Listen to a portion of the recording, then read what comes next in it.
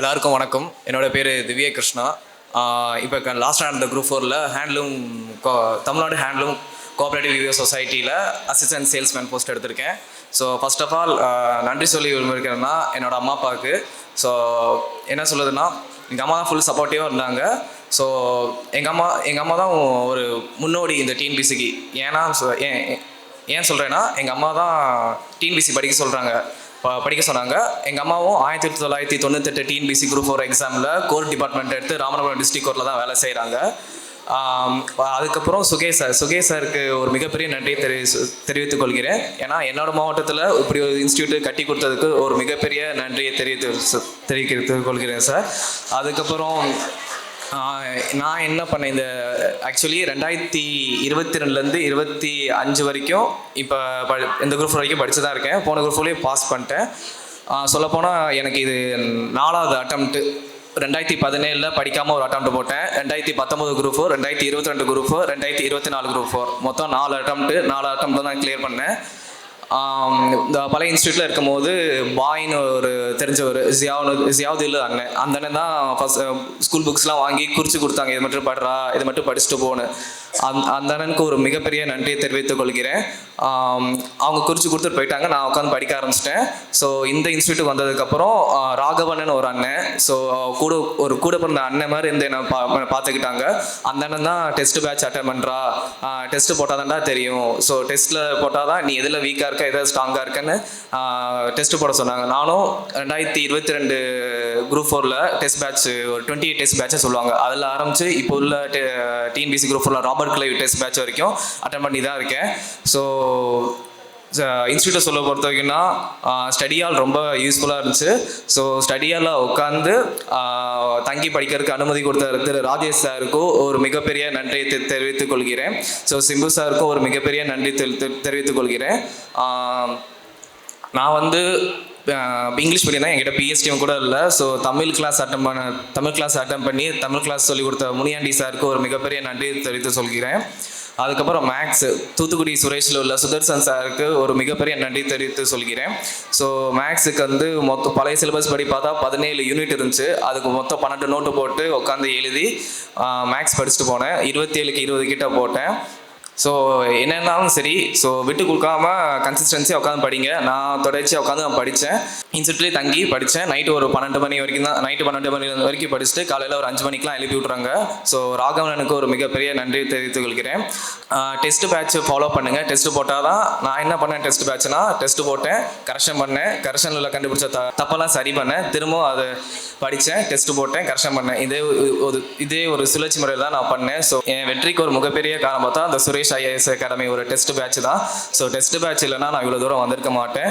இனி அடுத்து next group 4 படிக்கிறவங்களுக்கு என்ன சொல்கிறேன்னா, நல்லா படிங்க. என்ன இருந்தாலும் விட்டு போயிடாதீங்க இந்த ஃபீல்டை விட்டு. ஸோ கன்சிஸ்டன்சியாக நல்லா படிங்க. ஸோ டெஸ்ட் பேட்ச் போடுங்க. டெஸ்ட் போட்டால் தான் உங்களோட ஸ்ட்ராங் எது வீக் இருக்குன்னு தெரியும். ஸோ ஸ்ட்ராங்காக இருக்கிறத விட்டுருங்க, வீக்காக அதை கண்டுபிடிச்சி டெஸ்ட்டு போட்டு நல்லா படிங்க. So wish you all the best. நல்லா படிங்க. தேங்க்யூ. அனைவருக்கும் என் மனமார்ந்த நன்றி கேட்டேன். இந்த சுரேஷ் ஐஏஎஸ் அகாடமியை பொறுத்தளவில் ஆரம்பத்தில் எல்லாரும் ஒரு மாதிரியாக தான் சொன்னாங்க. ஆனாலும் என் பையனை வந்து இதில் சேர்க்கணுமேங்கிறதுக்காகவே நான் சேர்த்து அவனை எப்படியாவது ஒரு நல்ல நிலைமை கொண்டு வரணுங்கிற ஒரு நம்பிக்கையோடு நான் இங்கே வந்தேன்.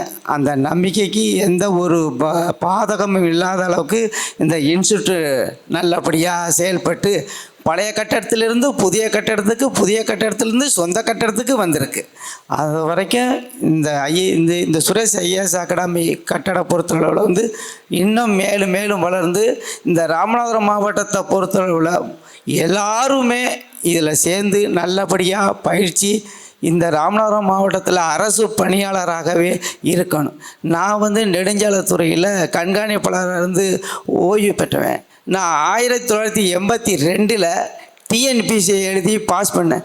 அப்போயெல்லாம் எனக்கு இந்த மாதிரி ஒரு வாய்ப்புகள் கிடைக்கல.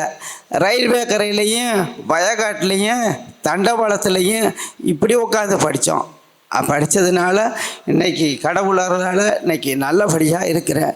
என் வீட்டுக்காரம்மா நான் வந்து சொந்த ஊர் திருச்சி. இங்கே வந்து நான் அதுக்கு பின்னால் ஒரு டைப்ரைட்டிங்கை படிக்க வச்சு இந்த பையன் பெர்கனட்டாக இருக்கும் போதே அப்போவே டைப்ரைட்டிங் பழக வச்சு உட்காந்து வீட்டில் படிக்க வச்சு டிஎன்பிசி எழுதி கோர்ட்டில் கரூர் மாவட்டத்தில் வேலை பார்த்து இங்கே வந்து கிட்டத்தட்ட 25 வருஷம் ஆச்சு. இன்னைக்கு ராமநாதபுரம் மகளிர் நீதிமன்றத்தில் வந்து சிரஸ்தராக இருக்காங்க. இதுதான். ஆக எல்லாருமே ஆண்டவன் வந்து நமக்கு வாய்ப்பு கொடுப்பான், அதை நாம் தான் பயன்படுத்தணும். அதை பயன்படுத்தின பலன் நமக்கு பின்னால் உள்ள நம்ம தந்ததிகள். நான் வந்து வயக்காடு வரப்புக்காடு அவ்வளவு கஷ்டப்பட்டேன். ஆனால் இந்த கஷ்டத்திலேருந்து விடுபடணுமேங்கிற ஒரே நம்பிக்கையும் பெருகியும் தான் என்னை இங்கே கொண்டு வந்து நிப்பாட்டி இருக்கு. அதே மாதிரி உங்களுக்குள்ளே எல்லாருக்கும் ஒரு நம்பிக்கை இருக்குது.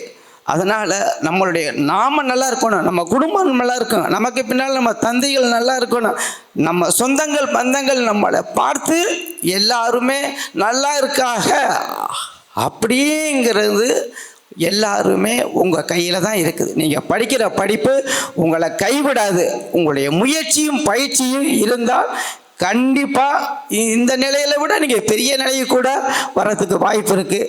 அதனால் இந்த இன்ஸ்டியூட்டை பொறுத்தவரை இது மேலும் நல்லபடியாக வளர்ந்து சீரும் சிறப்புமாக பேரும் புகழோட நல்லபடியாக எல்லாத்துக்கும் இது ஒரு வழிகாட்டியாகவும் ஒரு உயர்ந்த வாழ்க்கை பாதைக்கு இது ஒரு வழிவகுக்கும் என்று நம்பி உங்களுக்கு வாய்ப்பு அளித்தமைக்கு ரொம்ப நன்றி. சுரேஷ் IAS அகாடமி வெற்றியின் முகவரி.